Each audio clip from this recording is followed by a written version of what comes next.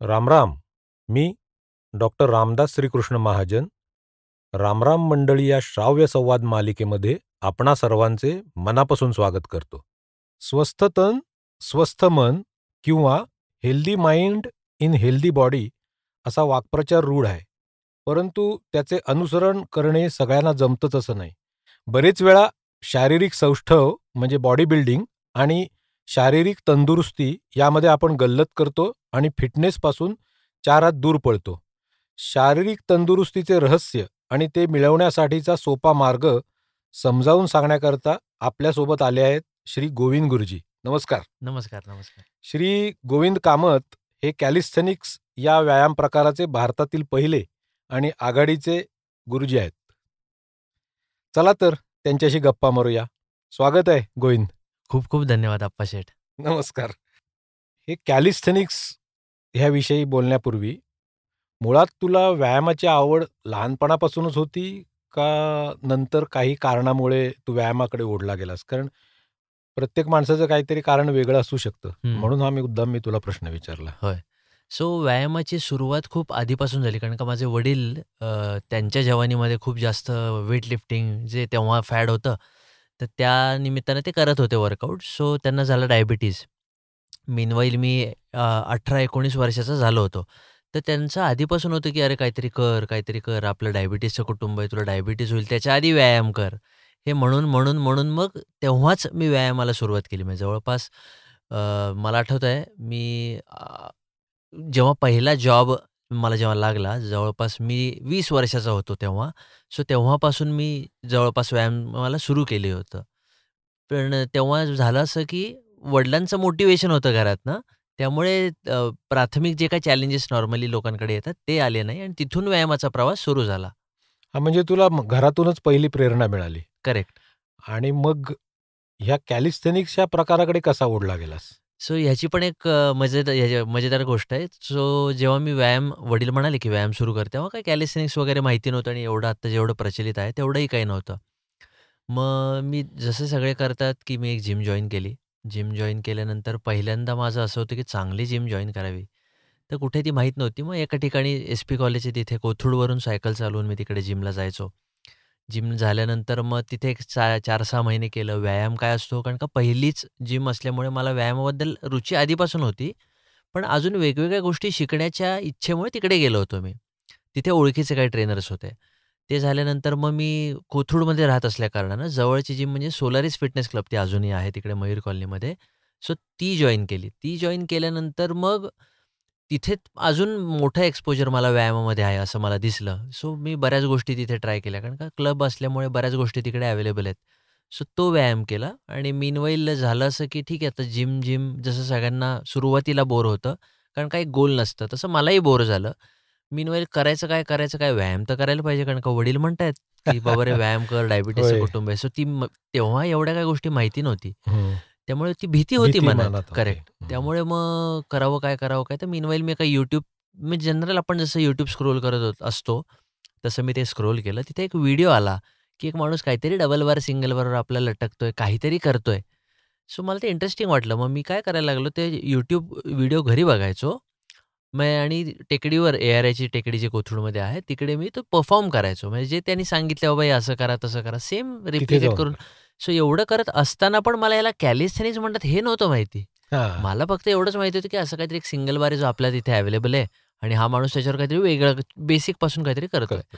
So तो अ, एक life turn करणारा एक ट्रिगर झाला. मोमेंट होता. म्हणजे करेक्ट. सो तिथून मग आता मला तो गेला. तुला आता मध्येच थांबवतो. हां. आपण 2-3 वेळा कॅलिस्थेनिक्स याचा आता उच्चार केला. करेक्ट. तर थोडक्यात कॅलिस्थेनिक्स म्हणजे काय हे आपल्या ऐकणाऱ्यांना सांग? येस.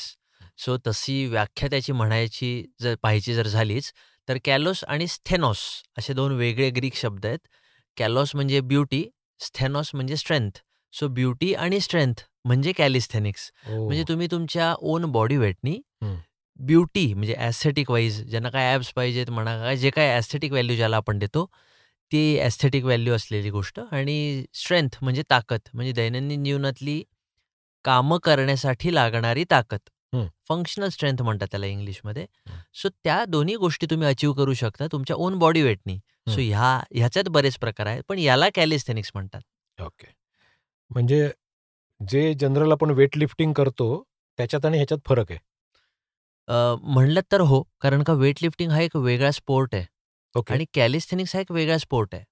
सो वेटलिफ्टिंग हा अ, आपण म्हणूयात की वेट्स, प्लेट्स, बार्स आणि काय त्या सगळ्या ज्या इक्विपमेंट्स आहेत, त्या इक्विपमेंट्सनी घेतले साहित्य. जातात. हं. करेक्ट, त्याचं साहित्य. कॅलिस्थेनिक्स हा असा स्पोर्ट्स आहे, त्याला ॲज सच काही साहित्य नसतं. तुमचं शरीर हेच तुमचं साहित्य असतं. अच्छा. हां, हं, हं, त्यामुळे हं. शरीराच्या व्यतिरिक्त तुम्ही वजन घेऊन काही परफॉर्म करणं, तसं काही कॅलिस्थेनिक्समध्ये नसतं. पण बारवर तुमची पकड किती घट्ट आहे किंवा हं, तुम्ही हं, काय-काय हं. एलिमेंट्स करू शकता, परफॉर्म करू शकता, हं. त्याच्यावर तुमचे कॅलिस्थेनिक्सच्या कॉम्पिटिशनमध्ये मार्किंग त्याला दिलं जातं. पण म्हणजे आपलं जे स्वतःच्या शरीराचं वजन आहे, त्याचा वापर करून केलेला व्यायाम असं आपण थोडक्यात म्हणू शकतो. करेक्ट, करेक्ट, बरोबर? करेक्ट. म्हणजे त्याला इतर साहित्याची फारशी काही गरज पडत नाही. जेव्हा तुम्ही परफॉर्म करता म्हणजे आता कॅलिस्थेनिक्समध्ये पण 2-3 प्रकार आहेत. स्टॅटिक आहे, डायनॅमिक असे प्रकार आहेत. आपण पुढे बोलूच. पण काही प्रकारांमध्ये जर तुम्हाला चांगली प्रगती करायची असेल, तर तुमच्या शरीराच्या व्यतिरिक्त हं. शरीरावर तुम्हाला ते वेट घेऊन ती ॲक्टिव्हिटी परफॉर्म करावी लागते. आणखीन एक पुढची स्टेज जर मला गाठायची असेल तर? करेक्ट. सामान्य माणसासाठी त्याची मोठीशी गरज. सांगतो. हं. सो ह्या सगळ्या टेक्निकला जसं-जसं आपण म्हणतो, की "अरे मला नॉर्मल बॉडी वेटने चांगले वर्कआउट होतात, आता मी पुढे काय करू?" तर ते अजून एक एक्स्टर्नल वेट ॲड केलं जातं. सो या सगळ्या गोष्टीला प्रोग्रेसिव्ह ओव्हरलोड टेक्निक म्हणतात. प्रोग्रेसिव्ह. Overload technique okay. हां, हां, म्हणजे हां. काय, की हं. बाबा रे आज मी 10 पुशअप्स मारले, हं, उदाहरणार्थ हं, बघूयात. हं. 10 पुशअप्स मारले आणि पुढच्या महिन्यात मे बी आठवडाभर जेव्हा काही वर्कआउट करतोय 10च पुशअप माझे व्यवस्थित होत आहेत. आता 10 पुशअप्स मी इझिली मारतोय. जो पहिल्या दिवशी जो चॅलेंज होता 10 पुलअप्स करतानाचा, 30व्या दिवशी मे बी तो नसेल. पण 31व्या दिवशी म्हणजे पुढच्या महिन्याच्या 1ल्या तारखेला जेव्हा मी पुशअप्स करतो, तेव्हा मी तेच करत जर बसलो, तर माझा स्ट्रेंथ वाईज गोल तेवढा पुढे जाणार नाही.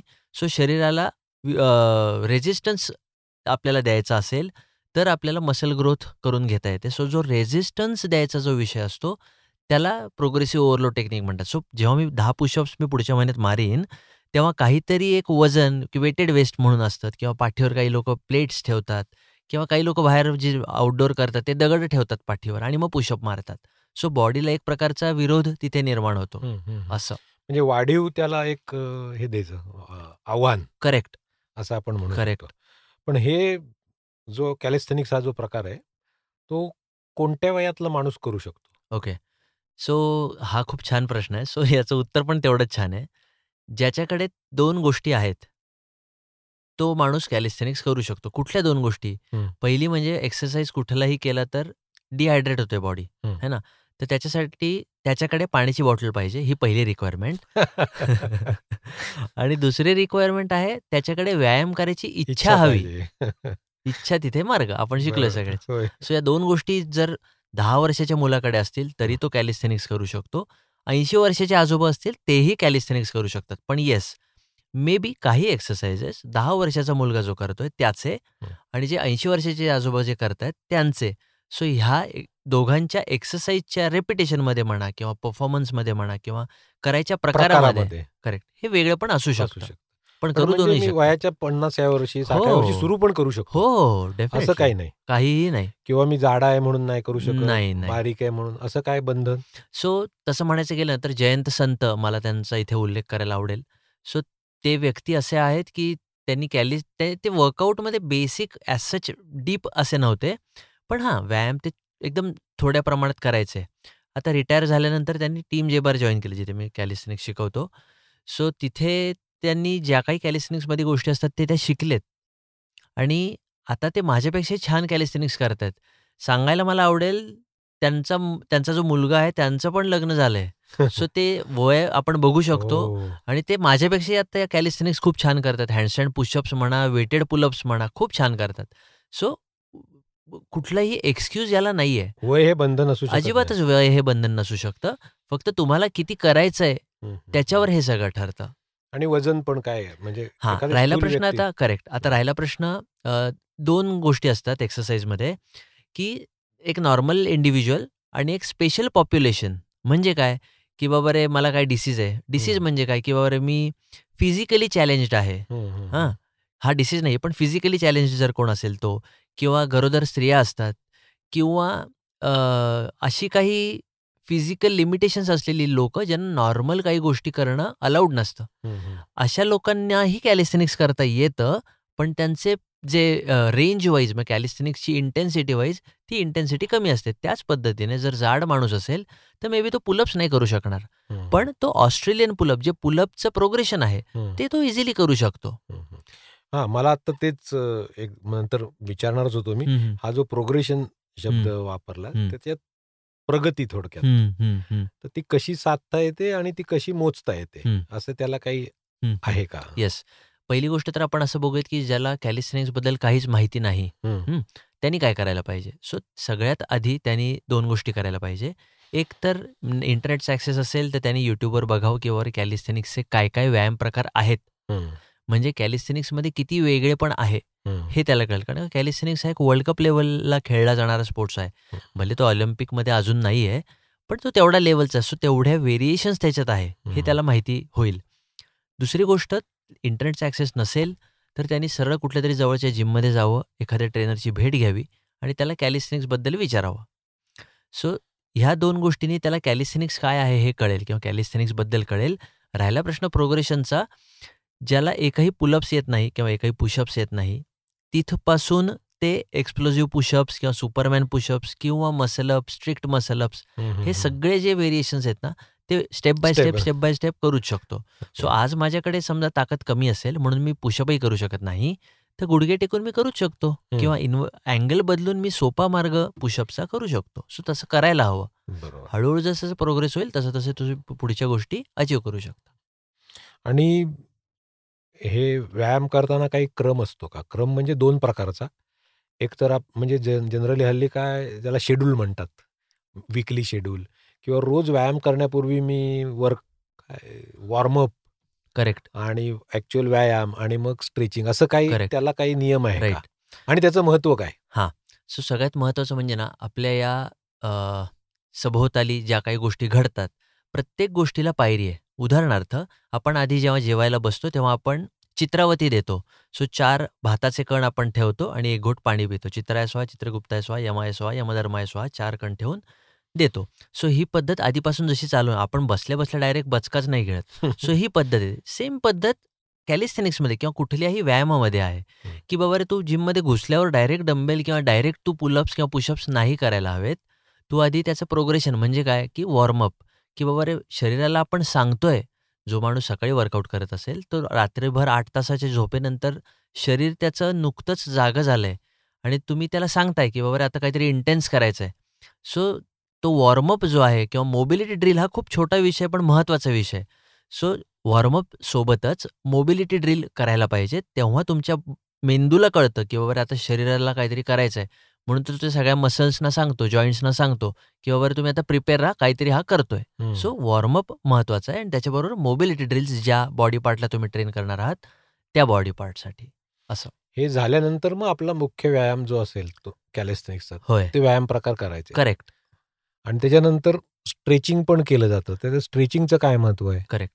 सो ज्या पद्धतीने आपण आपलं जेवण झालं, की जे जेवणाचं जे ताट असतं, ते आपण व्यवस्थित घासून डिश जिथे आपण ठेवतो तिथे ठेवतो. तसंच वापरलेले स्नायू त्यांना योग्य ते स्ट्रेच दिल्यावरच त्यांना आपण निवांत सोडलं पाहिजे. नाहीतर लोकं काय करतात, वर्कआउट करतात आणि डायरेक्ट घरी जातात किंवा वर्कआउट करतात आणि ओके डन संपलं. झालं. हं, सो हं, तसं नाही करायला हवं. कारण हं, का स्टिफनेस हा येण्याचं प्रमुख कारण ते पण असू शकतं, की हं. स्ट्रेचिंग न करणं.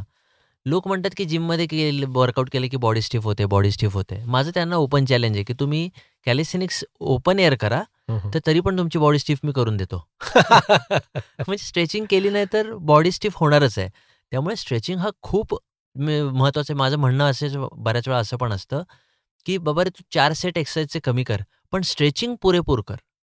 हां, सगळ्यात कंटाळवाणा प्रकार मला प्रकार पण तोच तोच आहे. वाटतो. मी पण हल्लीच सुरू केलंय. स्ट्रेचिंगची मजा इतकी छान आहे, की अगदीच बरोबर आहे. बोरिंग प्रकार वाटूच शकतो, कारण का करायला काही नसतं ना. हं. होल्ड करून धरायचं, आता सोडू का मग सोडू असं वाटतं. पण योग्य स्ट्रेचिंग झालंय का नाही हे कसं कळतं? पूर्ण स्ट्रेचिंग केल्यावर तुम्हाला असं वाटलं पाहिजे, की चला आपण परत वर्कआउट करू शकू. तेव्हा योग्य स्ट्रेचिंग झालंय असं पण तुम्ही बघू शकता, समजू ओके. शकता. हा आपला रोजचा क्रम झाला. करेक्ट. पण आठवड्याचं असं काही शेड्यूल असतं का? म्हणजे जनरली जिममध्ये जसं सांगतात माझी आज अप्पर बॉडी, मी ऐकलेले शब्द आहे. होय, होय. आज माझी लोअर बॉडी आहे, उद्या काय माझं कोर आहे, असं काही त्याच्यात करेक्ट. असतं का? सो जिममध्ये जसं अप्पर बॉडी, लोअर बॉडी हे जे आपण बघतो ना, तर ते का ठेवलेत? कारण का आज मी जर व्यायाम करतो किंवा आज माझ्या आवडीची बटाट्याची भाजी आहे. तर आज दिवसातले 3ही वेळा मी बटाट्याची भाजी आईने समजा दिली, तर मला आवडते म्हणून मी खाईन. उद्या पण खाईन, आठवडाभर खाईन, 2 आठवडे खाईन, 2 आठवडे, 3 आठवडे सलग बटाट्याची भाजी खाईन. पण 4थ्या आठवड्यात तरी मला ते बोरच होईल ना. होय. सो वेगळेपण हे पाहिजे. म्हणून एकदा अप्पर बॉडी असते, एकदा कोअर असतो, एकदा लोअर बॉडी वर्कआउट असतो. सो हेच जे काही प्रकार आहेत, की कॅलिस्थेनिक्समध्ये पण आहे, की तुमच्या जे शरीराला कॅलिस्थेनिक्स म्हणा किंवा कुठल्याही व्यायाम व्यायाम प्रकारामध्ये प्रकार. म्हणा, की ज्या स्नायूंना तुम्ही आज त्यांना काम देताय, उद्या त्यांना काम देणं योग्य नाही. कारण का ताकद वाढणं किंवा तब्येत बनणं हा प्रकार कधी घडतो, की जिममध्ये तुम्ही स्नायू तोडता, जे की नॉर्मल प्रोसेस आहे. सायंटिफिक प्रोसेस आहे. मायक्रो ट्रॉमा होतो मसलमध्ये. तर ते मसल तोडता, घरी आले की तुम्ही चांगलं खाता आणि रात्री झोपता. म्हणून त्या स्नायूंची पुनर्बांधणी होते. म्हणून पुढच्या सेशनला ते व्यवस्थित तयार असतात परत तुटण्यासाठी. हं, हं, हं. तुम्ही रोजच तोडायला लागलात तर प्रॉब्लेम असा होतो, की ते पुनर्बांधणी त्यांची होत नाही आणि ओव्हरट्रेन होतं. ओव्हरट्रेन म्हणजे की बांधणीच झाली नाही आणि तुम्ही म्हणताय की त्याला चला हं, कामाला लागा, हं, चला हं, हं. कामाला लागा. सो तिथे इंजुरी होण्याची शक्यता जास्त असते. म्हणून आज जो मी वर्कआउट करीन, तो इमिजिएट सेम वर्कआउट उद्या नाही करायला हवा.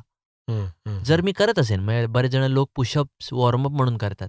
सो वॉर्मअप म्हणून काय 1-2 सेट 2-4 करणं हं, वेगळं हं. आणि वॉर्मअप म्हणून 100 पुशअप्सच रोज मारलेत, ताकदीनुसार मी म्हणतोय, तर ते वेगळं. सो सेम मसल ग्रुपला रोज ट्रेन नाही करावं असं. मग त्याच्यात जे आघात होतात त्याची भरपाई होऊ शकत नाही. करेक्ट, रोजच तुम्ही त्याला जर आपटत राहिलात. करेक्ट, म्हणून मग ते तुम्ही 3 भाग त्याचे केलेत. एक दिवस अप्पर बॉडी, करेक्ट. एक दिवस लोअर बॉडी पोटाचे आणि व्यायाम आणि एक आणि दिवस पायाचे व्यायाम, पोटाचे व्यायाम. कमरेखालचे व्यायाम. करेक्ट. बरोबर. आता बोलता-बोलता 2 गोष्टींचा उल्लेख केला. एक आहार, चांगला आहार आणि चांगली झोप. ह्या 2 गोष्टी मला चांगल्या जमतात. पण तुमची चांगल्याची काय संकल्पना आहे ती जरा आम्हाला कळू द्या? राइट. सो आहार हा एवढा मोठा टॉपिक आहे, की आपण दिवसभर जरी बोलत बसलो, तरी तो पूर्ण होण्यासारखा नाहीये. सो आहाराला सुरू करण्यापूर्वी मी हा डिस्क्लेमरच टाकीन, की बाबा रे, ह्या इथे जे काही बोलल्या जाऊ आपण ज्या गोष्टी बोलतोय, त्या ॲप्लाय करण्याआधी एखाद्या तज्ञांचा सल्ला घ्या. आणि होतं काय, की आज मला एखादी गोष्ट चांगली आहे, म्हणून समोरच्याने पण तीच जर खाणं तशीच्या किंवा तशी. केलं, हं. तर त्याला त्रास होऊ शकतो. मे बी त्याची मेडिकल हिस्ट्री काहीतरी असेल किंवा त्याला कुठल्या गोष्टीची ॲलर्जीज असेल. सो आहार हा चांगला कुठला, जो तुमचा तज्ञ तुम्हाला सांगेल. पण गेल्या बाजार आपण शाळेत शिकलोय, की आपल्याकडे शाळेत एक पिरॅमिड होता, की सगळ्यात खाली काय, वर काय आणि हं, मध्ये काय. हं. सो अन्नसाखळी हा विषय तिथे होता. सो हं, तिथे आपण शिकलोय कर्बोदके, मेद आणि प्रथिनं म्हणजे हं. कार्बोहायड्रेट्स, प्रोटीन आणि फॅट्स. सो ह्याचा योग्य तो समतोल घेणं शरीराच्या त्या स्नायू फाटलेल्या किंवा तुटलेल्या स्नायूंची पुनर्बांधणी होण्यामध्ये खूप सिंहाचा वाटा त्याच्यात आहे. त्यामुळे प्रथिनांचा आहार तुम्ही चांगल्या पद्धतीने घेतला पाहिजे आणि फॅट्स म्हणजे डायटरी हेल्दी फॅट्स म्हणजे लोकांना वाटेल फॅट्स म्हणजे पोटावरची चरबी जी लोंबते ती का? ती नाही. आहारातनं जे होतं म्हणजे काय तूप, बटर, लोणी, चीज ह्या ज्या काही गोष्टी असतात त्या डायटरी हेल्दी फॅट्स हं. या कॅटेगरीच्या अंडर येतात. त्याचा पण खूप जास्त त्या गोष्टी घेणं हे जास्त गरजेचं आहे. सो आहारमध्ये प्रामुख्याने ते आहे. लोक कार्बोहायड्रेट्स वगैरे घेतात आणि वर्कआउट करत असतात आणि त्यांना वाटतं की त्याच्याने होईल. पण कुठल्याही कर्बोदकेमध्ये एनर्जी देण्याव्यतिरिक्त स्नायूंची पुनर्बांधणी करण्याची क्षमता नाहीये. हं, हं, ती हं. क्षमता आहे बिल्डिंग ब्लॉक्स आपल्या बॉडीचे. जे कुठले आहेत? प्रोटीन्स, हं, प्रथिनं. हं. प्रोटीन म्हणजे सप्लिमेंट नाही म्हणत आहे मी. आहारातनं पण प्रोटीन मिळतं ना. म्हणजे डाळीमध्ये आहे second class protein. First class protein पनीरमध्ये आहे. सो ह्याचं कन्झम्पशन तुम्ही जितकं जास्त कराल, तितके जास्त फायदे तुम्हाला आणि तुमचे ताकद वाढण्यामध्ये जो काही तुमची जर्नी आहे, त्याच्यामध्ये तुम्हाला दिसून येईल. सो प्रथिनं खूप जास्त म्हणजे प्रथिन आणि आहार हा खूप जास्त महत्त्वाचा आहे. बाहेरचे पिझ्झा, बर्गर खाऊन तुम्ही जर म्हणत असाल, की मला सिक्स पॅक ॲप पाहिजे, येतीलही पण ते किती हेल्दी असतील हा ही गोष्ट तेवढीच महत्त्वाची आहे गांभीर्याने लक्षात प्रश्नचिन्ह घ्या. राहील हो, खरं आहे, त्याच्यापुढे. खरं आहे. म्हणजे माझा कोणाला विरोध नाहीये. हं, हं. ज्यांना जे आवडतं त्यांनी ते करावं. पण येस मला जर चांगलं राहायचंय, चांगलं व्हायचंय, तर त्या गोष्टीचा मोह थोडा आवरलेला बरा, हं, हं. असं. आणि आम्हाला असं कळलं की तू साखर खूप खातो. तुम्हाला जे कळालंय तो त्याच्यावर माझं एक म्हणणं आहे, की अफवांवर विश्वास ठेवू नका. तुम्ही डायरेक्ट मला विचारा. मग आता उत्तर द्या. सो साखर सोडून मला अनेक वर्ष झाली. म्हणजे कोविडमध्ये जे काय सगळ्यांचंच झाली होती कंडिशन, तिथे खूप हेल्दी हॅबिट्स लोकांमध्ये प्रचलित झाले. सो त्यात साखर सोडा असा एक बऱ्याच लोकांचं ट्रेंड चालू आला. होतं. करेक्ट, ट्रेंड आला. ट्रेंड म्हणूयात आपण त्याला. पण मी साखर सोडून जवळपास एक 6 वर्ष तर होऊन गेली आहेत. त्याच्या आता साखर सोडणं हा टास्क नाहीये. तुम्ही तुमच्या जिभेच्या कंट्रोलमध्ये आहात का जीभ तुमच्या कंट्रोलमध्ये आहे? हं. हे जेव्हा तुम्ही फिगर आउट कराल, तेव्हा तुम्हाला साखर सोडणं हा टास्क नाही वाटणार. आणि माझं असं वाटतं, की मी समजा एका ठिकाणी जातोय. समजा एका एरियामध्ये मला जायचंय. पण त्या एरियामध्ये गेल्यावर मला त्रासच होणार आहे किंवा कोण मारेल, लुटेल असं जर वाटेल, तर मी त्या एरियामध्ये नाही जाणार जाणार. नाही. सो तसंच साखर जे आपल्या शरीराला करते, त्याचे जर तुम्ही स्टडीज वगैरे बघितलेत ऑनलाईन, तर तुम्हाला कळेल की बाबा ते खरंच योग्य आहे का? आता नेटवर तुम्ही सर्च केलंत, की साखर कशी वाईट, हे 1760 आर्टिकल येतील. तुम्ही हे जर टाइप केलं, की साखर कशी चांगली, हं. त्याचे पण 1760 येतील. मग आता करायचं काय? हा हं. प्रश्न पडतो. बरोबर. म्हणून एक ट्रस्टेड सोर्स तुमच्याकडे पाहिजे, ज्याला तुम्ही जाऊन भेटाल, विचाराल. अशा पद्धतीने एक तुम्ही त्याचे पॅरामीटर सेट करू शकता. नाही तर साखरेची प्रोसेस काय आहे बाबा, हं, हं. हे तुम्ही एकदा बघितलं पाहिजे. मग तुम्हीच ठरवू शकाल. मग काय केमिकल काय वापरले जातात, ते आपल्या बॉडीसाठी चांगले आहेत का? नाही आहेत, तर मग ते साखर करण्यामध्ये का वापरतायत? उदाहरणार्थ. सो हं. अशा त्या गोष्टी तुम्ही मग ते उलटं इंजिनिअरिंग करायचं, हं, हं. की साखर माझ्या ज्या डब्यात येते, त्या साखरेला साखर हे रूप कसं मिळतं, ह्याचा अभ्यास करायचा. साखरेचा प्रवास काय आहे? करेक्ट. ते बघितल्यानंतर जमलं तर तुम्हाला ऊसाच्या ज्या काही फॅक्टरीज असतात, तिकडे जाऊन बघा. मग बोलू आपण. त्याच्यावर. पण म्हणजे त्याचा अर्थ असा आहे का, की आपल्या शरीराला गोडाची गरजच नाहीये? ओके. सो आपला मेंदू मी ऐकलं होतं, की आपला मेंदू साखरेवर चालतो किंवा हं. गोडावर चालतो. हं. आम्ही पण असंच ऐकलंय. हां. हं. सो असं काही नाही आणि जेवढी त्याला चालायला गरज आहे ना, हं. तर ती गरज आपण जे खातो ना, फळं खात असू किंवा भाजी खात असू, त्याच्याने ती भागते. हं. वरनं कार्बन असलेली साखर पांढरी व्हाईट शुगर टाकायची काहीच गरज नाहीये. हं, हं. काहीही होत नाही. आता बघा मी तुमच्या समोर बसलोय. माझे ब्लड टेस्ट रेग्युलर चालू असतात आणि माझा व्यायाम किंवा स्वतःवर लक्ष आंधळेपणाने नाही, स्वतःवर लक्ष देणं चालू आहे. सो इतक्या 6 वर्षाच्या ह्याच्यात तर मला तरी काय असं वाटलं नाही बाबा साखर खूप जास्त गरजेची आहे किंवा त्याच्याने त्रास होईल. हं, हां, हं. सुरुवातीला जर कोणी साखर सोडायचा प्रयत्न केला, सुरुवातीला असं होऊ शकतं की क्रेव्हिंग्स आपण त्याला म्हणू, हो. की "अरे, मला साखर खायला बेचैन व्हायला होतं. बेचैन होतं." हं. सो जसं ते स्मोकिंग वगैरे त्यांना अल्कोहोलवाल्यांना जसं होतं, शुगर तर 8 टाइम जास्त ॲडिक्टिव्ह आहे. हो का? हां, कोकेनपेक्षा शुगर जास्त 8 टाइम ॲडिक्टिव्ह आहे. बापरे! इतकं त्याचं आहे, पगडा बसतो आपल्यावर पगडा बसतो. त्यामुळे थोडक्यात. ते तिकडे चॅलेंजेस होऊ शकतात. हं, हं, हं. आणि आज मी साखर, व्हाईट शुगर जरी खायचं नाही असं म्हणलं, तरी जे मी प्रोसेस्ड फूड खातोय, म्हणजे हं, हं. उदाहरणार्थ काय रेड चिली सॉस घ्या. हं. रेड चिली सॉसमध्ये पण तुम्हाला आश्चर्य वाटेल, रेड चिली म्हणजे काय तिखट सॉस राईट? त्याच्यात पण साखर आहे. हं, हं. त्याच्यात टाकायची साखर काय? सो ते प्रिझर्व्हेटिव्ह म्हणून काम करतं. हो. म्हणायचा उद्देश आहे जे डोळ्याला दिसत नाही आणि आपण टाकतोय, याचा अर्थ आतमध्ये गेल्यावर काय ते होणार नाही असं नाहीये. ते त्याचं काम करत राहणार. हं, हं. सो शुगर हे सगळीकडे आहे. त्यामुळे तुम्ही तुमच्या ज्या गोष्टी इनटेक करण्यासाठी घेताय, त्या फक्त डोकं उघडं ठेवून, डोळे उघडे ठेवून, माहिती घेऊन करायला हवेत. एक थोडक्यात साखरेचा वापर कमीत कमी केलेला बरा. करेक्ट. आणि बरोबर. साखरेने तुमची एजिंग प्रोसेस पण स्लो होते. म्हणजे साखर जर तुम्ही बंद केलीत, हो. तर एजिंग प्रोसेस जे हं, हं. बॉडीमध्ये जे इन्फ्लमेशन आहे ते कमी होतं. सेल्स जे रिजनरेशन व्हायचे, ते चांगल्या पद्धतीने होतं. स्किनची क्वालिटी सुधारते. म्हणजे 1760 बेनिफिट आहेत हं, साखर हं. सोडल्याचे. हो. सो ते तुम्ही ठरवायचं, पण की आणि साखर आणि गूळ ह्याच्यात काय ओके. आता इथे अगेन एक खूप छान प्रश्न आहे. सो अगेन मी जसं तुम्हाला म्हटलं ना, की रिव्हर्स इंजिनिअरिंग करा. हं. तर साखर आणि गूळ हे आहेत मुलं ऊसाचीच. हं. सो ऊस किती महत्त्वाचा हाही तेवढाच प्रश्न आहे.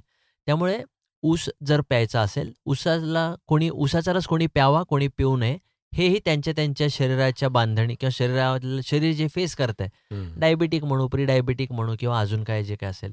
सो त्याच्यानुसार ठरतं, की त्यांनी ऊसाचा रस प्यावा का नाही प्यावा. सर्रास सगळेजण पिऊ शकतात का नाही? मला नाही वाटत पिऊ शकत किंवा नाही प्यायला पाहिजे. डोकं शांत ठेवून विचार करून तिकडे ते गेलं पाहिजे. सो ऊसापासनं प्रोसेस होऊन आधी गूळ बनतो. आता मी मागे एकदा गेलो होतो एका गुळाच्या त्या बनवणाऱ्या गुऱ्हाळात. हां, गुऱ्हाळात करेक्ट आणि YouTubeवर व्हिडिओ पण पाहिला होता. सो असं म्हणतात, की गुळामध्ये खूप जास्त खनिजे आहेत. हं, हं, पण खनिजे कुठली आहेत? ज्या कढईत ते करतात त्याचाच अर्क तिकडे येतो हं, आणि आपल्याकडे जो गूळ येतो, जो पिवळा म्हणजे जवळपास मोदकासारखाच गूळ असतो, हं, तिकडे न राहून त्या जे काही बनवणारे असतात, मॅन्युफॅक्चरर्स असतात, त्यांना कलर टाकावा लागतो. हं. नाहीतर रंगीत गूळ जर नसेल, तर इकडे लोकं विकला विकतच घेत नाहीत. जाणार. त्यामुळे ते म्हणतात, की "अरे नाईलाजाने आम्हाला टाकावा लागतो." सो ते कलरचं पण प्रॉब्लेम आहे. बरं, हं. एवढं केल्यावर पण पुढे आलं, साखर तर अजून जास्त प्रोसेस करून ते विकतात. सो साखर असू देत, गूळ असू देत किंवा उसाचा रस असू देत, तिघं एकमेकांचे भाऊच आहेत. तर त्यामुळे त्या लांब तिघांपासून राहिलं. लांब राहिलेलंच बरं. आता राहता राहिला विषय झोपेचा. हं, आमची आवडती गोष्ट. करेक्ट. तर त्याच्याबद्दल सो झोप हाही अगेन स्लीप हे असतात काय स्लीप कन्सल्टंट असतात. बापरे! हां, मग ते तुम्हाला सांगतात, की बाबा रे कसं झोपायचं, काय झोपायचं, किती झोपायचं, कुठे झोपायचं, दिशा काय असते झोपायची. सो आपण असं बघूयात, की आपल्याला सगळ्या गोष्टी माहिती आहेत. पण झोपायचं कसं किंवा हं. झोपायचं किती किती? वेळ? हं. शास्त्रानुसार कमीत कमी 8 तासाची झोप ही घेणं गरजेचं आहे. म्हणजे मी व्यायाम करत असेन तर? व्यायाम करत असू देत, नसू देत, 8 तासाची झोप ही सगळ्यांनाच गरजेची आहे. हो. हां, हं. फक्त व्यायाम करत असाल तर 8 तासाची झोप घेतल्यानंतर एकदम फ्रेश वाटू शकतं. हां. कारण का जो व्यायाम करत नाही त्याला झोपला काय, जागी आहे काय? म्हणजे त्याच्या लाईफमध्ये शरीराला तेवढं काही चॅलेंजिंग नसतं, नाहीये. असं. त्यामुळे 8 तासाची झोप त्याला पर्याय नाही. त्यामुळे 8 तासाच्या झोपेला तुम्ही जेव्हा घेता तेव्हा बऱ्याच मध्ये एकदा मी एक आर्टिकल पण वाचलं होतं, की जेव्हा जे लोक रात्री कामाला जातात, म्हणजे कंपन्यांमध्ये जेव्हा नाईट शिफ्टला नाईट जातात, शिफ्ट. हां. तर असं म्हणतात की त्यांना एक ॲग्रीमेंट जे काय एम्प्लॉयी ॲग्रीमेंट असतं, तर त्या ॲग्रीमेंटमध्ये एक क्लॉज असा असतो, की हा जॉब हा कार्सिनोजेन आहे, तुम्ही काळजीपूर्वक करा. म्हणजे ह्या जॉबमुळे तुमच्या शरीराला कॅन्सरची भीती आहे, एवढी फक्त तुम्हाला माहिती असू द्यात आणि आणि मग ते जे काय असतं. हां. सो एवढं असून बापरे! पण हं, हं, मग हं. आता रात्री कॉम्प्युटरवर काम करणं का मग त्याच्याने कर्करोग कसा काय होईल? हां. सो त्याचं कारण असं आहे, की जेव्हा आपली बॉडी आधीपासून आपले जे काय आहेत पूर्वज, ते आधी सूर्योदय झाले की जायचे, संध्याकाळ झाले की गुहेत आत यायचे, दगड लावायचे, जेवायचे, झोपायचे. लाईट-बीट काही नव्हतं. सो आपलं बॉडी क्लॉक ते आहे. पण आता झालंय काय, की आताच्या काळात रात्री आपण जॉबला जातो. रात्री त्या लाईटचा एक्सपोजर, व्हाईट लाईटचा एक्सपोजर, रात्री आपण जेवतो, जे की रेस्ट दिली पाहिजे बॉडीला. सो ते क्लॉक उलटं झालंय. त्यामुळे आपल्या सगळ्यांच्याच शरीरामध्ये कॅन्सरचे जंतू आहेत. हां, हां. कॅन्सरचे जंतू म्हणजे कॅन्सरस पेशी असं म्हणायचंय ना? पण जेव्हा आपण ते झोपतोय, तर आपल्या ज्या चांगल्या पेशी आहेत, त्या जंतूंना मारून टाकतायत. हं. म्हणून त्यांची संख्या वाढत नाहीये. हं, हं. असं झालं, की आपण झोपतच नाहीये म्हणून आपले जे काही सैन्य आहे, त्या हं, सैन्यांना आपण त्यांना मारूच देत नाहीये. मग ते वाढतायत आणि आपले हं, सैन्य कमजोर पडत आहे. हं, हं. सो म्हणून झोप ही जास्त गरजेची आहे. 8 तासाची गरजेची आहे. नाही तर 7 तासाची तरी घ्या, नाही तर 6 तासाची तरी घ्या. सो झोप हा खूप जास्त महत्त्वाचा आहे आणि जितका तुम्ही झोप घ्याल, तितकी बॉडी लवकर हील होईल आणि कॅलिस्थेनिक्समध्ये किंवा कुठल्याही वर्कआउट फिटनेस रेजिममध्ये तुम्हाला त्याचा लगेच इम्पॅक्ट जाणून येईल. झोपायच्या आधी स्ट्रेचिंग केलं तर हे चांगली लागू शकते झोप. तर हे खरं करेक्ट. आहे का? होय. सो अगेन हाही एक सायंटिफिक स्टडीज आहे. बऱ्याच वेळा लोक झोप लागत नाही अशी तक्रार करतात, की "बाबा रे, संध्याकाळ झाली मी गादीवर फक्त इकडे-तिकडे लोळतोय, पण मला झोप लागत नाही." सो त्याला सोल्युशन असं आहे, की सगळ्यात आधी त्या माणसानी त्यांचा व्हाईट लाईट रिस्ट्रिक्ट करायला पाहिजे. म्हणजे काय, की बाबा रे सूर्यास्त झाला, की कॉम्प्युटरवर त्यांचं जर काम असेल, तर त्यांनी तिथे एक मोड असतो, नाईट मोड म्हणून हं, ऑन हं, असतो हं, हं, स्क्रीनमध्ये. हं, अख्खी स्क्रीन पिवळी होते. ते हं. चालू करावं आणि मोबाईलचा जो लाईट असतो तो पण पांढऱ्याचा पिवळा करावा. तरी पण झोप येत नाहीये बाबा. तर 2 गोष्टी त्यांनी करायला पाहिजे. संध्याकाळी सनसेट जो आहे म्हणजे सूर्यास्त हा त्यांनी रोज बघितला पाहिजे. हं, डोळ्यांनी, उघड्या हं. डोळ्यांनी त्यांनी बघितला पाहिजे. सो ते का बघितलं पाहिजे? डोळे मेंदूला सांगतात, की "बाबा रे बघ हे सूर्यास्त होतोय, आता तुला शटडाऊनची वेळ झाली आहे." हं. "पी हळद हो गोरी" असं होऊ शकत नाही. होय. एका दिवसातच मी बघितलं सूर्य अरे झोप झोपलो. आली लगेच गच्चीवरच झोपलो असं नाही होऊ शकत. सो त्याला ही एक सराव आहे. सवय. करेक्ट. सवय सवय. व्हायला हवी. हं. आणि दुसरी गोष्ट तरी पण झोप येत नाही, तर काय करायला पाहिजे? बेअर फीट वॉक करायला पाहिजे. म्हणजे तुमच्याजवळ कुठलं गार्डन असेल चांगलं किंवा टेकडी असेल, तर टेकडीवर जे काय एरिया असतो तिथे जागा बघून तुम्ही अनवाणी चालायला हवं. सो अनवाणी चालल्याने 2 गोष्टी होतात. मग बऱ्याच गोष्टी होतात. त्यातल्या 2 गोष्टी आपल्या फायद्याच्या आहेत. आपला जो पाय आहे, हा जमिनीला लागतो आणि पंचमहाभूतातलं एक जे आहे भूत सो त्याचा फायदा आपण घेऊ शकतो. बॉडीतले फ्री रॅडिकल्स निघून जातात. प्लस सगळ्यात महत्त्वाची गोष्ट म्हणजे जे काय पायातला जो खालचा सरफेस आहे, जो जमिनीला लागल्यामुळे आपल्या शरीरातली पॅरासिम्पॅथेटिक नर्व्हस सिस्टम ॲक्टिव्ह होते. तिचं काम काय? Rest and recovery. म्हणजे त्यामुळे तुम्हाला जर झोपायचं असेल संध्याकाळी, तर सूर्यास्ताच्या दरम्यान जेवलात समजा, त्याच्या आधी थोडंसं चालायला वगैरे जाऊन किंवा त्याच्यानंतर पण थोडंसं चालायला वगैरे जाऊन आलात, की छान आणि लाईट तर सनसेट बघायचा. घरी आले की लाईट बीट शक्यतो पांढरे लाईट लावायचे नाही आणि डायरेक्ट झोपायचं. सो ते एकदा करून बघितलं तर उत्तम झोप लागते. उत्तम. असं ते पण करून ट्राय बघा. नियमित जर केलं तर. आणि करेक्ट. स्ट्रेचिंगचं काय? हां, सो आता जे हे सगळं करू शकत नाहीत त्यांनी ॲटलीस्ट स्ट्रेचिंग केलं, की पण अगेन तीच नर्व्हस सिस्टम ॲक्टिव्ह होते. अच्छा. त्याच्याने पण फरक पडतो. ओके. कारण का रेस्ट अँड रिकव्हरी मोड तिकडे ॲक्टिव्ह होतं ना, हां, हां, हां, असं. हां, त्यामुळे हां. खूप छान झोप लागते आणि आठवडाभर करून बघा. हां, म्हणजे ते केल्यानंतरच. केल्याने नुकसान काही नाहीये. बरोबर.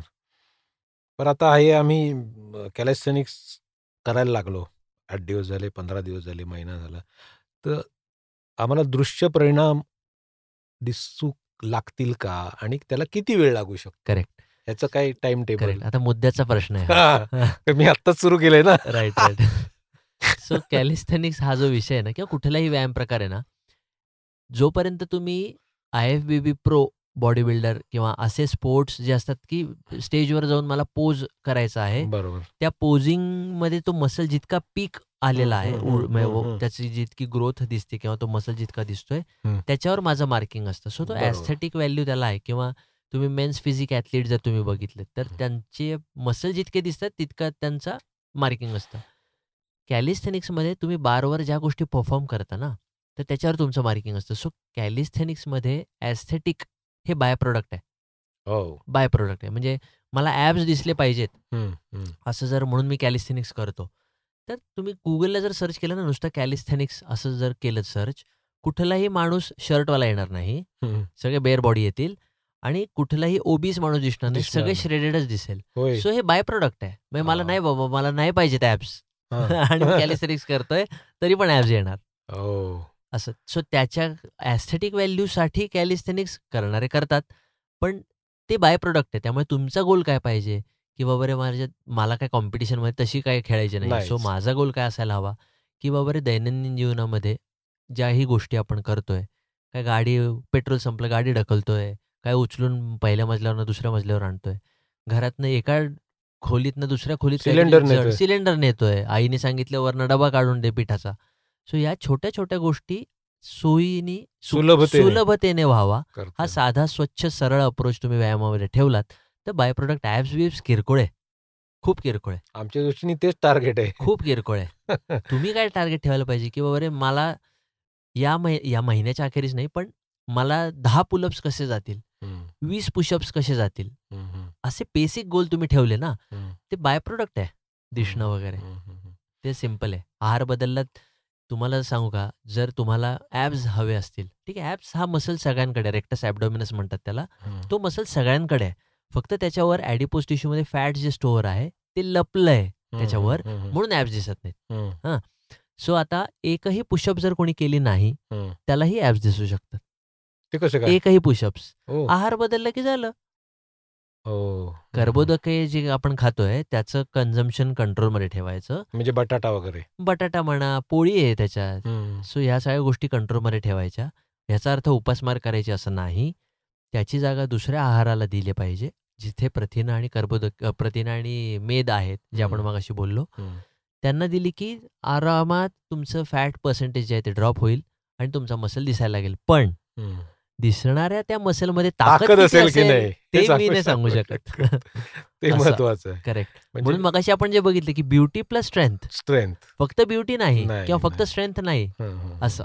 आत्ताच्या काळात आपली बॉडी मी फिट आहे हे कधी आपण बोलू शकतो.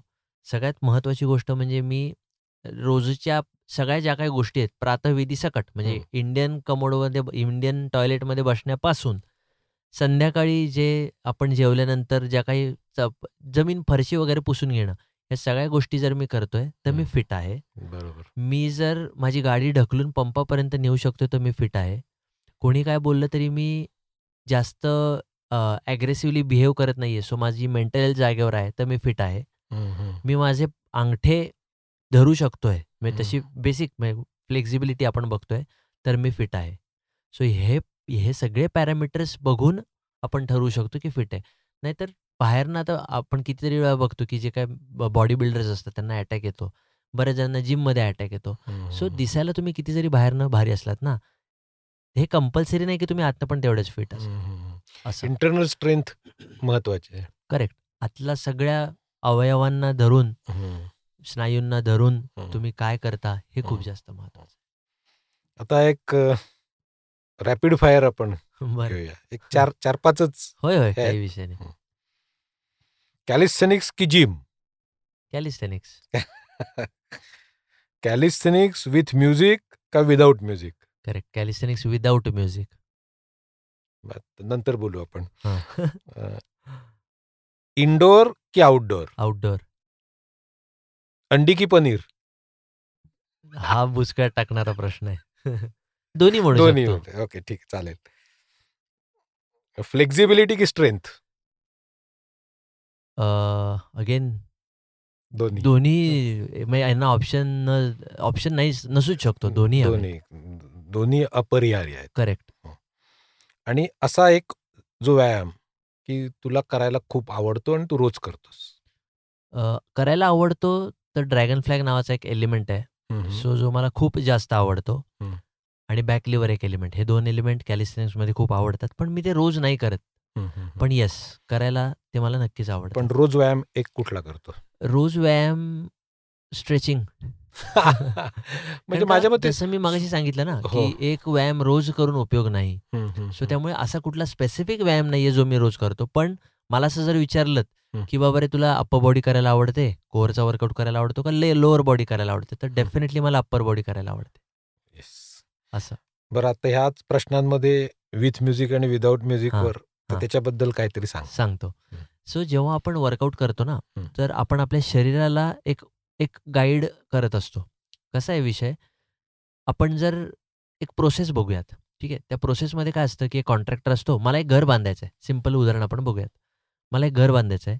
तर घरासाठी मी कॉन्ट्रॅक्टर बघतो. ठीक आहे. कॉन्ट्रॅक्टरला मी पैसे देतो. कॉन्ट्रॅक्टरला सांगतो, की बाबा इथे एक काय 5 गुंठ्यात घर बांधायचं आहे. 2 मजली घर बांधायचं आहे आणि लोड बेअरिंग वगैरे जे काय असेल ते मी त्याला माझ्या रिक्वायरमेंट देतो. रिक्वायरमेंट दिल्यानंतर तो त्याची पुढची कामं करतो. पुढची कामं कॉन्ट्रॅक्टर काय करतो? तो सब कॉन्ट्रॅक्टर जो काय कोण एक वाळू आणून देईल, कोण खडी आणून देईल, कोण लोखंड आणून देईल, कोण JCB आणेल, कोण ट्रक आणेल ती वाळू घेऊन जायला. हे सब कॉन्ट्रॅक्ट झाले. सो त्याच्या खाली जे आहेत ते कामगार येतात. म्हणजे काय ते करतात, की खड्डा असेल तर ते खड्डा JCBनी काढला असेल तर ठीक, नसेल तर ते विटा उतरवणं, लोखंडाच्या साळ्या येतात ते उतरवणं. सो ते कामगार असतात. सो आपण कामगारांना ऑर्डर नाही देत. आपण कॉन्ट्रॅक्टरना ऑर्डर देतो. कॉन्ट्रॅक्टर त्याच्या पद्धतीने कोणाला काम द्यायचं ते तो ठरवतो. तसंच जेव्हा आपण व्यायाम करायचा आहे असं जेव्हा म्हणतो, तेव्हा आपण मेंदूला सांगतो, की बाबा रे तुला उठायचं आहे आणि तुला आज काय अप्पर बॉडीचे व्यायाम करायचे. तर मग अप्पर बॉडीत जे काही मसल्स आहेत ते आपले कामगार आहेत. आपण त्यांना डायरेक्टली सांगू शकत नाही. आपण मेंदू थ्रू सिग्नल पाठवतो. म्हणून मग मेंदू काय करतो, सोमवारी आपण अप्पर बॉडी केली, अप्पर बॉडीचे सगळे कामगार आहेत, त्यांना काम करायला लावलं. म्हणून मंगळवारी ते कामगार थकलेत. म्हणून मंगळवारी परत त्या कामगारांना उठून कामाला लावलं, की ते चिडचिड करणार. चिडचिड म्हणजे काय, ओव्हर ट्रेनिंग आणि इंजुरी. काही कामगार सोडून पण जातील, की सारखाच त्रास देतात म्हणून. सो ते झालं. नंतर आपण मंगळवारी नंतर दुसऱ्या दिवशी जेव्हा आपण कोअरचा वर्कआउट करतो, तेव्हा आपण काय करतो, की मेंदूला परत सांगतो, की अरे पोटाचे जे काही स्नायू आहेत त्यांना काम दे. तो म्हणतो ओके डन, झालं. आणि मग नंतर आपण पायाचे व्यायामाला सांगतो. सो पायाचे व्यायाम करायच्या वेळी मेंदूला सांगतो, की अरे पायाचे व्यायाम करायचे आहेत. तो पायाच्या स्नायूंना सांगतो आज तुमचं काम आहे, तुम्ही काम करताय. बरेच जण काय करतात, रोज-रोज जसं आपण मगाशी बोललो, की रोज-रोज एकच व्यायाम करतात. ठीक आहे. असे 7 दिवसांपैकी लोक 7च्या 7 दिवस व्यायाम करतात. पण शास्त्रानुसार 1 दिवस रेस्ट सांगितली आहे. ती रेस्ट का सांगितली आहे? कामगार तर आज आपण ज्या कामगारांना काम दिलेलं आहे, उद्या आपण त्या कामगारांना काम देणार नाहीये. मग रेस्ट 1 दिवस कशासाठी? तर ती रेस्ट असते कॉन्ट्रॅक्टरला. सो कॉन्ट्रॅक्टरला जितकी तुम्ही 1 दिवस रेस्ट द्याल, तितका तोही सुधारतो आणि पुढच्या आठवड्यात एफिशियन्सी त्याची वाढू शकते. सो 1 दिवस CNS सेंट्रल नर्व्हस सिस्टम आपण त्याला म्हणतो. सो त्यांना तो आराम असतो. ओके. आता म्युझिक हा विषय कसा होतो, जेव्हा तुम्ही म्युझिक लावता ना, पहिलं तर एक सेन्स तुम्ही कट डाऊन करता. म्हणजे काय, की मी समजा जिममध्ये हेडफोन घातलेत आणि मी खूप माझ्या कानामध्ये म्हणजे असे ढोलच वाजतायत डायरेक्ट. शेजारचा डीजे. काय बोलतोय हेही कळत नाही किंवा कोण आलंय हेही कळत नाही. मी माझ्यातच गुंग असतो. आणि मी जिममध्ये समजा मी व्यायाम करतोय आणि मी एका बेंचवर बसलोय, ठीक आहे. बरोबर माझ्या शेजारच्या बेंचवर एक कोणतरी 50 किलोनी बेंच प्रेस करतोय डंबेलनी आणि तो करत असताना त्याचं करून झालं की तो सोडणार आहे डंबेल. माझं जर लक्ष नसेल, मी गाण्याच्या त्या बीटमध्ये असेल, तर मी अवेअरनेस तो माझ्या पायावर डंबेल टाकेल. सो अवेअरनेस तिथे तो निघून जातो. त्यामुळे इंजुरी होण्याची शक्यता असते एक. आणि व्यायाम ही शिक्षा नाहीये. त्यामुळे तुम्ही बघा ना तुमचं शरीर काय म्हणतंय? थांबायला सांगतंय का? काय बोलतंय का? कुठे चुकतंय का? बऱ्याच वेळा गाण्याच्या नादात बीट घेऊन जातात. सो तिथे इंजुरी होण्याची शक्यता खूप दाट आहे. त्यामुळे हे एक मेडिटेशनसारखं आहे. त्यामुळे गाणं शक्यतो नाही वापरावं. कानात हेडफोन वगैरे नाही घालून करावे. कारण का अगेन हेडफोनचे प्रॉब्लेम्स वेगळे आहेत. वायरवाले हेडफोन घालून तुम्ही काय व्यायाम करू शकत नाही. तिथे ब्लूटूथ हेडफोन पाहिजे. ब्लूटूथच्या हेडफोनचा काय त्रास आहे का नाही आहे, हे सगळ्या जगाला माहिती आहे. इथे आपण परत सांगण्यात उपयोग नाही. सो विदाऊट म्युझिक एक्सरसाइज करायला पाहिजे, असं मला वाटतं. आता आपण ह्याच्यावर विस्तृत बोललो, पण थोडक्यात लोकांनी यातनं काय घ्यावं किंवा मला पटकन त्याच्याकडे ओढ वाटेल हं, हं. कॅलिस्थेनिक्सची, हं, हं. याबद्दल काय सांगू शकशील का? एक ओके. 2-4 मुद्दे. करेक्ट. कुठलाही व्यायाम प्रकार असू देत, कॅलिस्थेनिक्स असू देत, जिममधलं वेट ट्रेनिंग असू देत, कुठलाही व्यायाम प्रकार. 3 जणांना तुम्ही मित्र बनवून घेतलंच पाहिजे. तर तुमचं व्यायामाची जी जर्नी आहे, ती बिनविरोध चालू राहू शकते. सो पहिला मित्र जो तुम्ही करायला पाहिजे, तो म्हणजे आहे उत्तम आहार तज्ञ. हं. हां, योग्य आहार तज्ञ जो तुमच्या कॉन्टॅक्टमध्ये असेल, त्याच्या कॉन्टॅक्टमध्ये तुम्ही राहिलं पाहिजे. सो तो एक फ्रंट क्लिअर होतो. दुसरी गोष्ट, दुसरा मित्र म्हणजे उत्तम ट्रेनर, जो की आपल्याला व्यायाम शिकवेल किंवा ज्याला व्यायामातली खूप बरीच माहिती आहे, माहिती आहे. त्याच्याकडनं तुम्ही मार्गदर्शन घेतलं पाहिजे. म्हणजे चुका तुमच्याकडनं होत नाहीत, ज्या त्याच्या झाल्या असतील मे बी. सो तो तुम्हाला नीट सांगतो आणि इंजुरी न होता तुम्ही एक्सरसाइज परफॉर्म करू शकता. 2, एवढं करून पण समजा झालीच इंजुरी, तर तिसरा मित्र तुम्हाला वाचवू शकतो. तो कोण? Sports physiotherapist. थेरपिस्ट. हो. सो या 3 जणांची घट्ट मैत्री तुम्हाला अनस्टॉपेबल बनवू शकते. अनस्टॉपेबल बीस्ट बनवू शकते. असं आहे. आणि दुसरं सातत्य आणि निष्ठा याबद्दल काय सांगू शकशील का? हां. सो सातत्य आणि निष्ठा याचं एक उदाहरण मला इथे सांगायला नक्कीच आवडेल. मी ARIच्या टेकडीवर मारुती मंदिर आहे. तिथे टीम जेबार नावाने मी कॅलिस्थेनिक्स प्रमोट करतो. सो तिथे मी क्लासेस वगैरे घेतो. तिथे एक मुलगा नवीन म्हणजे पुण्याच्या बऱ्याच ठिकाणावरनं हे करतात, जॉइन करायला म्हणजे शिकायला कॅलिस्थेनिक्स तिकडे येतात. तर एक 6ची बॅच असते. तर तिथे एक मुलगा 5:45ला यायचा आणि तो त्या जो फ्लोअर जिथे आहे, आउटडोअरच आहे सगळं. तिथे तो वॉर्मअप सुरू करत असायचा. मी जेव्हा 6 वाजता 6ला 5 कमी वगैरे असताना जायचो, तेव्हा तो वॉर्मअप त्याचा झालेला असायचा. म्हणजे तो मे बी 5:45ला तिथे पोहोचलेला असावा.